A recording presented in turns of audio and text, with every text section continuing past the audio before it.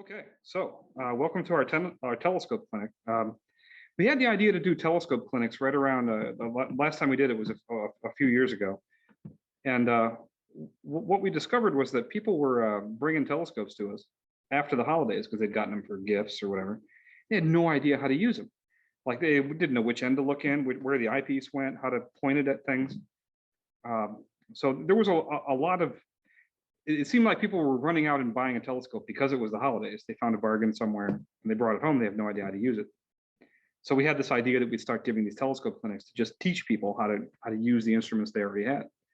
And then people started bringing in broken telescopes and really dirty telescopes. And so I came with cleaning supplies so we can straighten all that out. So that's the purpose of a telescope clinic.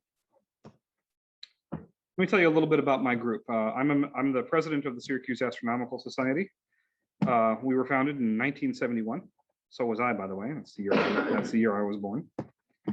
Our observatory is on 7 acres of land in Tully. It's right off of exit 14. I don't know if you've been down in that area before, but as soon as you get off the exit, there's a Burger King. You make a quick left and then a quick right, and you go like a mile and a half, and it's there on the left. It's up a hill. It's cold up there. So if you ever come out there, come prepared for cold. Even if it's 95 degrees outside, I'm serious, it will get cold up there. We are the only remaining astronomy club in Central New York. There was one other group called the Central New York Observers, and they kind of disintegrated last year. Their leadership went away, and a lot of their group came over to us. So we're it now. Right now we're holding 3 public events a month. We may change that next year. We may go to 2, just because one of the events we have is a Moon and Planets Night. And it just so happens that astronomically, there's not going to be a lot of planets visible, at least until the end of next year. So we may just strip away the Moon and Planets Night because there's only going to be a moon, and people can see that from their driveways. There's a few pictures. The picture on the left is a guy named Bob Ostrander. He's one of our astrophotographers, and he's produced some phenomenal images with a telescope just like that one. The telescope you see in the background is mine. That's my Celestron 11-inch Schmidt-Cassegrain. We have 2 buildings on site. One you can barely see on the right there. That's our main building, and another one that has a dome on the left in the center of the picture there. The one on the left is falling down, so if anybody wants to donate, we'll happily take some donations. More information, we have a website, syracuse-astro.org. And we also have a Facebook page, which is that, but you can just type in Syracuse Astronomical Society into Facebook and you'll find us. All right, I already answered that question. What's a telescope clinic? The point is, you bring your telescopes to me and I try to fix them. Don't know if that's going to work, but we'll try. We'd like to just explain to people how to use the instruments they've already got. Clean and repair old telescopes. And, you know, a lot of telescopes go from mediocre to really good with just a small improvement here or there. So that's kind of what I'll make some suggestions if I think they'll help you. All right, let's dive in. Let's talk telescopes, but we need to get some terminology out of the way. There are 3 different kinds of telescopes. We have refractors, which have, just like this fellow, has a lens in the front and a lens in the back. Reflectors, which is similar to Scott's telescope over here, and a few others I see. Those have a mirror, a primary mirror at the back, and a secondary mirror in the front. And what's called catadioptric telescopes, which are similar. That one is a cat, and so is my scope that I brought. So in the category of refractors, they come in basically 3 different flavors. There's the achromat, which has only a single lens in the front. There's what's called doublet refractors, or sometimes you hear them referred to as enhanced, or like ED refractors, or airspace doublets, marketing terms, but basically they're 2 lenses in the front. And an apochromatic telescope, 3 lenses. Please notice a tragedy here, and that is achromat and apochromat are similar sounding words. Please don't get them confused when you buy. I've seen scams where people will try to sell an achromatic telescope as an apochromat, like on eBay. And then when you get the telescope and realize it's not what you wanted, they say, wow, well, I got the words confused. Don't fall for that. An achromatic refractor, again, has a single lens in the front. Now, you'll notice the top portion of this lens here kind of looks like a prism. And this, you're all familiar with how Newton did this. He basically took a prism and held it up in a beam of light, and he ended up with this interesting pattern of lights. He realized that what light was entering and then splitting into different wavelengths. So you had different wavelengths of light coming to, they were basically diverging or coming to a different point of focus. And you'll notice, pay particular attention, in an achromat, the three main wavelengths of light are not coming to the same point of focus. Ideally, you'd want them all on top of each other. But in the case of an achromat, you get colors coming to different points of focus at different points along the focal plane.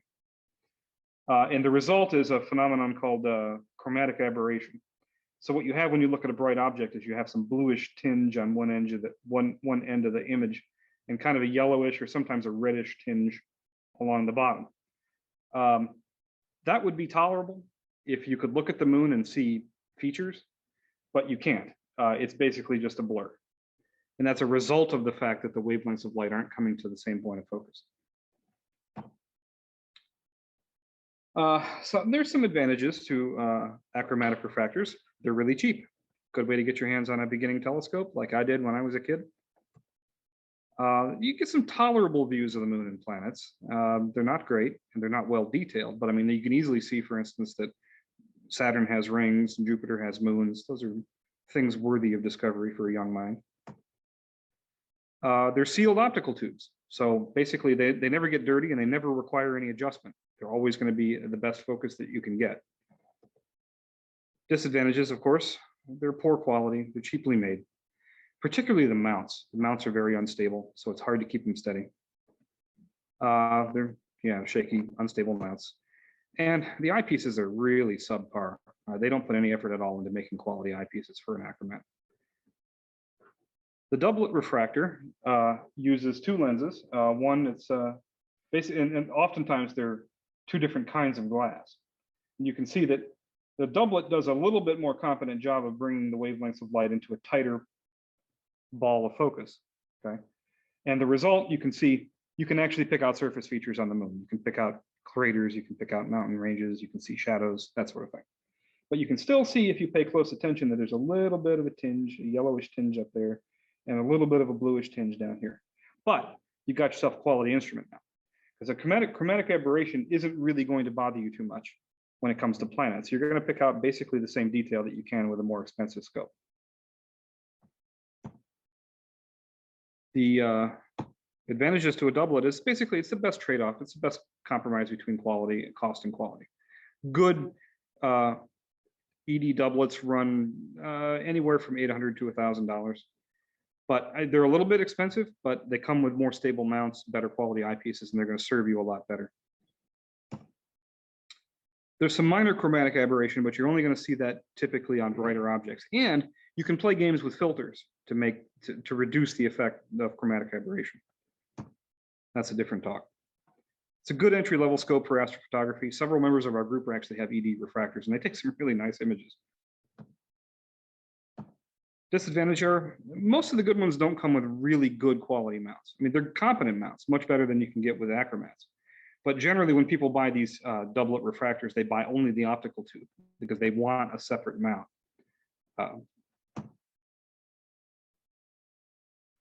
There is still a little bit of noticeable chromatic aberration, particularly on brighter objects. But that's the only disadvantage you can think of.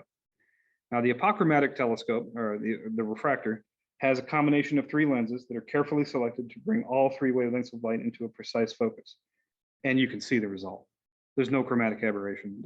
The detail is just gorgeous. These are the best quality refractors that you can get. The advantage is obviously they are the best. Sharp, high contrast images of bright objects. Refractors are also the instruments of choice for beginning astrophotography. If you've ever watched YouTube videos of some of these guys, Astro Backyard is one of them that comes into mind. There's several others. These guys all use APO refractors for the work that they do. Excellent scopes for deep sky astrophotography. Disadvantages? No, you have to mortgage your mom to get one. They're very expensive. Good a good 3-inch apochromatic refractor will run anywhere from 3,500 to 4,000, just the scope itself. The mount's going to be, you know, if you buy a scope like that, they kind of assume you have a few thousand left over for the mount. Yeah, most of them come with mounts. But there's not a lot of disadvantages to these scopes. I mean, these are the kinds of telescopes that become heirlooms. You pass them on. All right, well, that does it for refractors. Let's talk about reflectors. Reflectors, as we mentioned before, have a primary mirror at the bottom and an eyepiece and a secondary mirror at the top. The primary mirror is parabolic, it's curved, and it's curved at just the right angle to bring light to a point of focus. The distance between the center of the primary mirror to the center of the secondary mirror is the focal length of the telescope. You hear a lot about F ratios, focal length. That defines them. So you have some telescopes that have a shorter focal length and other ones longer. They have particular uses. Longer focal length reflectors are good planetary instruments. They're high F ratios, high F8, F10, typically around there. Shorter focal lengths of around F5, F6 are better for wider field deep sky images. They tend to have a problem called coma, which the stars appear to be a little bit more like ovals at the edge of the field of view of the eyepiece. But that's almost negligible. You don't even see it typically. And it can be reduced with coma correctors. The reflecting telescope, which is of course Isaac Newton's thing, it's the lowest cost per inch of aperture telescope available. All the big amateur telescopes that you've ever heard of are reflectors. And they are for a reason. Mirrors, you can, typically, if you've got a couple $1,000s to spend on a telescope, you can buy yourself a big mirror and just build the rest of the structure around the telescope. My dad and I actually built a reflector, a 10-inch reflector. It's kind of fun. There is no chromatic aberration ever in a reflector of any kind. Outstanding views of deep sky objects. Like I said, longer focal length refractors or reflectors like, let's see, I saw one. Was it yours? I saw one over here somewhere. I can't see it now. Oh, that might be it right there. Oh, there it is right there. Yeah, that's a longer focal length reflector. It's probably very good for planetary work. Disadvantages are they're an open tube design. So the telescope is completely open to the air. It's not a sealed optical tube, in other words.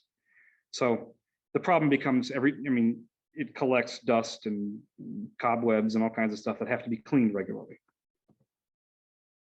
They do require frequent collimation. I checked Scott's scope when he stepped out a little while ago, and his scope is out of collimation. So we'll have to fix.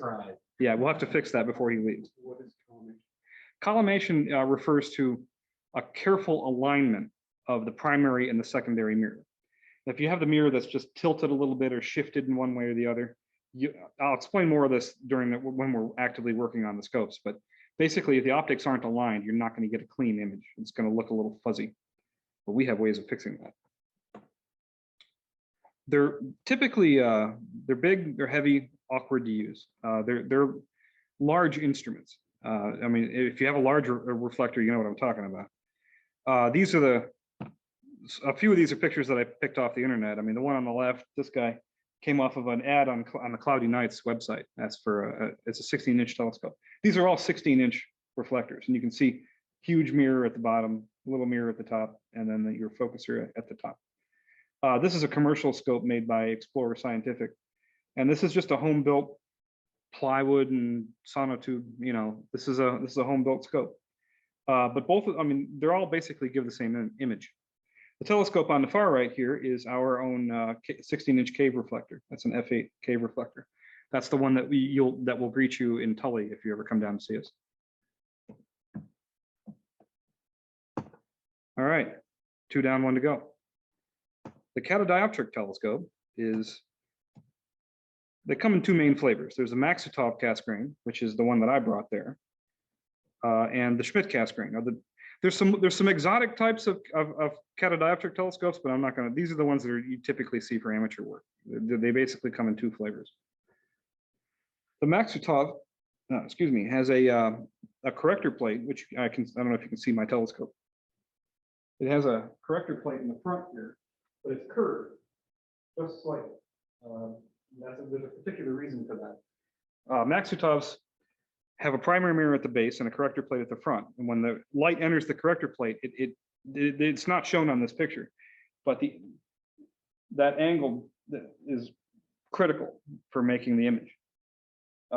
These corrector plates are kind of difficult to manufacture in sizes over about 5 inches. You can find larger Maxutov telescopes, but they tend to go way up in price beyond about 5 inches in aperture. This one that I have is a 5-inch scope, and I think I paid $300 for it on eBay. But the next step up is, $800, and then the next step beyond that is about $2,000. So they go up pretty rapidly.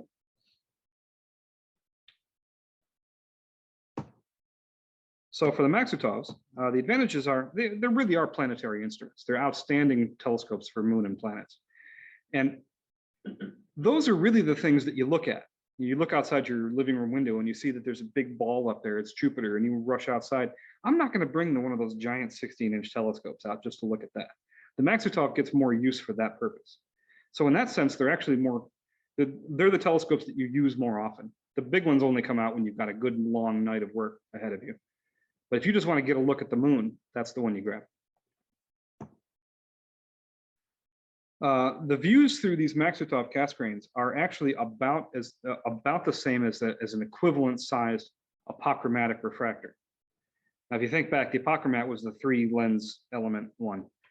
A 5-inch apochromat would run somewhere near $7,000 to $8,000, but that's $300, and I can get as good an image out of that as the guy with the refractor can. So if you're hungry for really nice high contrast planetary views, that's the one you go for. As you can see, they're small, compact, easy to set up, easy to take down, easy to transport. Disadvantages are they tend to be high F ratio. Mine is an F12, which is good, again, good for planetary work, but I couldn't slap a camera on that and take pictures of the Orion Nebula. Or the fields are just too narrow. I'd have to have a different instrument for that. That's not a deep sky scope. That's primarily a planetary scope. So low F ratio is what you really want? Well, what depends on what your interests are. If you're interested in the moon and planets, then that scope, or yours is fine for that. Yours is an F10, so it'll give really good images of deep sky objects. Lower F ratio scopes like reflectors around F4 or F6 are designed more toward wide field objects like the Orion Nebula. They're designed for objects like that. Like I said, costly for sizes of about 6 inches or larger. And they are, strangely, the corrector plate on a Maxutov cascrane is heavier. That telescope is probably heavier than his. It has to do with the manufacturing process. The corrector plate is actually very heavy. I don't understand why, and there's really no way to manufacture them in a way that it's not that way. So it is what it is. So the telescope on the left is what my telescope used to look like before I replaced the legs with wooden ones. The other two in the middle there are Orion telescopes. The one on the bottom is the 6-inch. That's the one that I mentioned that it was about $800. And the one above it is a 90 millimeter. So it's about 3.5 inches roughly. Both of those telescopes are available through Orion Telescope Center. The one on the right is a Meade ETX 90, which is also a Maxutov design. Meade unfortunately filed for bankruptcy, but they were bought by Orion. So maybe we'll see some new scopes come out of them at some point. All right, last but not least, the venerable Schmidt cascrane. So the beast on the right there is my telescope. That's an 11-inch Schmidt cascrane, which is exactly the same optical design that he has here. It's an F10 telescope. The only difference between the Schmidt cascrane and the Maxutov is the shape of the corrector plate. The corrector plate is basically straight. And then you look at the image at the base. So light enters, rattles around a bit, and then comes to a focus out here somewhere. So with my telescope, you can see I have a camera connected. I was experimenting that night. Didn't really produce anything useful. The advantages are these are basically for serious amateurs. These are the telescopes that you want if you're seriously into astronomy. Versatile, they're very versatile. They're good visual instruments. You can do astrophotography with them. They're good for moon and planets. You can use focal reducers to bring the focal ratio down to f6 or f4 or even f2 if you want. You can get wide field shots. You can view deep sky objects. I can do video astronomy on this. It's basically the whole package in one telescope. These are go-to telescopes. I don't know if you've ever heard that phrase before. Go-to is kind of a new fancy thing that a lot of telescope manufacturers are doing nowadays. Instead of you having to actually look for an object in the sky, the telescope does the work. It's computer controlled. You tell it what you want and it goes off and finds it. What a nice feature when it works. Yeah. Always seems to go in the wrong direction. Yes, well, we'll deal with that. So these are remote controllable. What a great feature to have in upstate New York when it's 30 below zero in January, right? You set your telescope up in the driveway, turn it on, and then go back in your study and sip some tea or whatever you got, and just tap your point and click your way around the universe. I'm going to be doing that with my scope this year. I've spent all summer configuring it for this. So if you ever see me crying out at the observatory because it doesn't work, you'll know why. Disadvantages. They're big, they're heavy, they're bulky. The upper fork mount here, this is a dual fork arm telescope. So the optical tube, the fork arm, and the base are all one piece. That whole thing is about 70 pounds. So work out, you're gonna need it. There's nothing about these telescopes that's cheap. I mean, the telescope itself was about $2,800. Which again is not terrible for a telescope of that quality. I mean, an Apochromat would run 3 times that. But it's like, you need a power supply, oh, that's $80. You need an eyepiece, oh, that's $250. You need this thing up here, oh, that's $50. You need a StarSense auto align camera, okay, that's another $300. I mean, it's, I've been doing this for 5 or 6 years, so it's like once in a while I'll pick up one thing, you know, that I think I need. They're just very expensive, and they're expensive to maintain. But oh, they are worth it. Oops, I went the wrong way. There we go. But definitely not grab and go. The reason why I mention that is that I have this smaller telescope and I have this bigger one, but that one gets more use because it's small, compact, easy to set up, easy to take down. It's nice to, and I'm warning you about this because you're all going to be afflicted by a thing called aperture fever. You're going to get out into the sky and you're going to look at something and you're going to go, that's pretty nice. But I'll bet it would look better if I had a bigger telescope. And as soon as you do that, you're done because you're going to end up spending a lot of money on a telescope. It's called aperture fever. There's no cure. All right, so I will leave you with a few warnings. The pandemic has really screwed things up for the telescope market. Most of the manufacturers, actually, in fact, both Celestron and Meade use optical companies in China that manufacture their telescopes. And both of those companies were in the Wuhan district, in that area, in the same province as the original COVID-19 outbreak. So when COVID-19 hit, all of their production stopped. There were many reports of people on cloudy nights who were buying telescopes who were waiting 6, 8, 9, 10 months, only to be told, well, it's going to be another year before we can ship again. And because it's hard to get your hands on a new instrument, the used market has gone completely dry. There's almost nothing to be had anymore. Every once in a while you get lucky, but for the most part, like nobody is selling telescopes anymore. There's a lot of scams out there because there's suddenly there's a drought in telescopes out there. Suddenly everybody's got a telescope they're willing to sell you for $5,000 or $6,000, right? There's a lot of scams out there. Beware the power seeker. Oh, look, so I predicted that someone would bring me a power seeker, and it doesn't look like they did. So you all are good telescope buyers. Good, very good. The power seeker is a serious piece of crap. This was made by Celestron, and why they put their name on it, I'll never understand. But this is the crappiest telescope ever made, and the reason is it looks like a real telescope, but it's not. It's a Jones bird reflector. And what that means is that, now, given what we already know about reflectors, you would think there's a primary mirror down here and a secondary mirror up here, right? Well, it looks like there are. The problem is it's not a parabolic mirror down here. It's just a regular mirror like you would look in the morning and checking your hair. It's just a mirror. So Celestron had the bright idea that instead of making a parabolic mirror, which is kind of hard and it takes some manufacturing work and it's a little more expensive, instead we're just going to use a cheap basic mirror and reflect the light up here into the focuser, and then we're going to put a little lens at the very base of that focuser to compensate for the fact that we didn't bend the light properly. And then we're going to just kind of shove everything together into a focus, into a focal point where you can see it.